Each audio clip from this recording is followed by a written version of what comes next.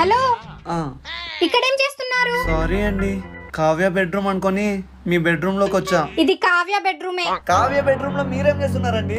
అది నేను అడగాలి. కావ్య ఒంటరిగా పడుకోవాలంటే భయం అంట, సో నేను తోడుగా పడుకుందామని వచ్చా. మీ తోడు ఎవరికి అవసరం లేదు, పదండి. అమ్మని దాక్కున్నావా? చెప్తా. ఏంది దోమ? నాతోనే ఆడుకుంటావా? ఈరోజు ఎలాగైనా నా చేతుల్లో సచ్చావే అంటే దాక్కుంటే వదిలేస్తాననుకున్నావా? సచ్చింది పెద్ద దోమ. ఈ దోమ ఇంకా సచ్చినట్టు లేదా?